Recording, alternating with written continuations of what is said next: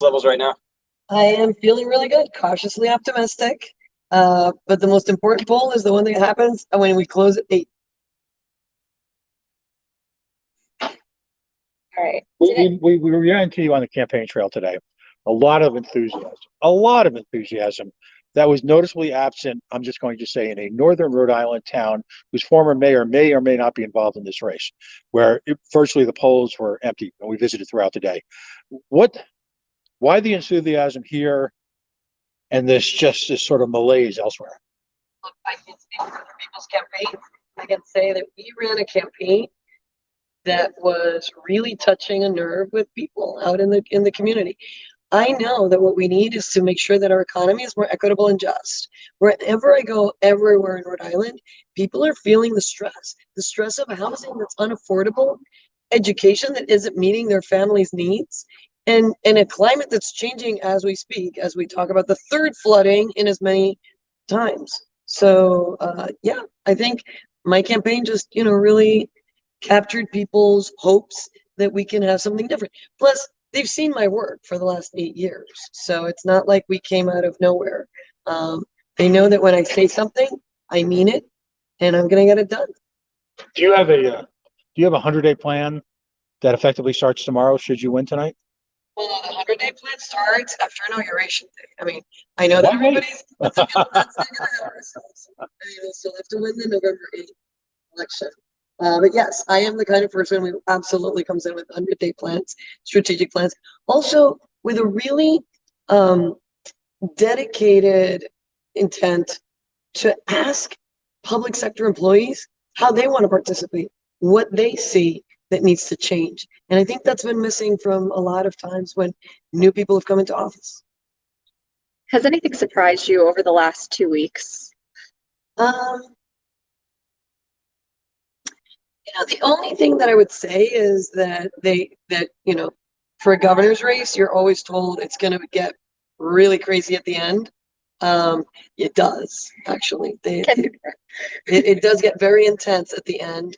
And what kept me going was those small conversations that I would have with people, with regular Rhode Islanders on the road, as we talked about making the state a better place. And then if things don't go your way tonight, is there anything that you would do differently that you can think of? Or we can talk about that afterwards. Not right now. Yeah. I mean, I really am very cautiously optimistic that this is going to turn out well. Again, not because there's some major poll or tracking or anything. It's really from conversations with regular folks out on the street. What do you think one of your strengths was throughout this campaign that the other candidates did not have?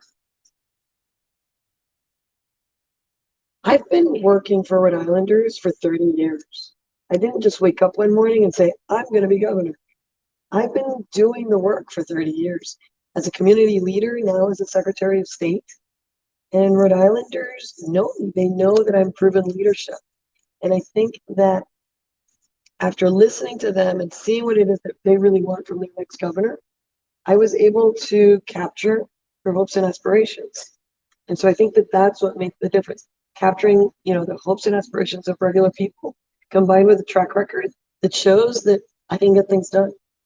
The campaign kind of took a little bit of a nasty turn near the end with some of those campaign ads, and obviously there was the whole drama with some of the ads that you put out there, and you had some political opponents go after you. So have you had kind of time in the last month or so, last couple of weeks or so, to kind of reflect on that, and would you have changed anything about your approach to this? No, I think we ran a really solid campaign, and we're going to see tonight whether it worked or not. So we can do the 2020 quarterbacking later on.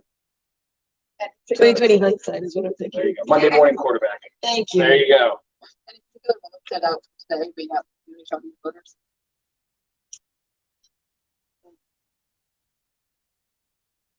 Not so much today, because today is such an intense day and you're sort of running from one polling location, and people are pretty intent when they're walking into a polling location. But, during the campaign, going to senior centers, going to community places, and just engaging with what I call the salt of the earth people, the regular folks, they're just trying to make it work for them and for their families.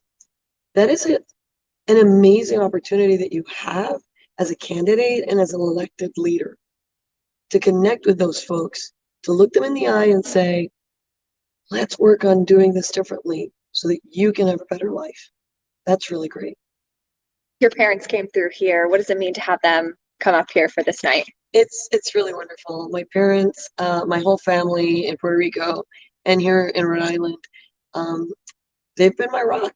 I couldn't do it. I mean, there's no way to go through something like running for office at a statewide level without having those that are so dear to you be there for you. Polls are now closed. You ready? Ready to go? Let's do it. Here we go. All right. Thanks. Yeah. Thanks, everybody.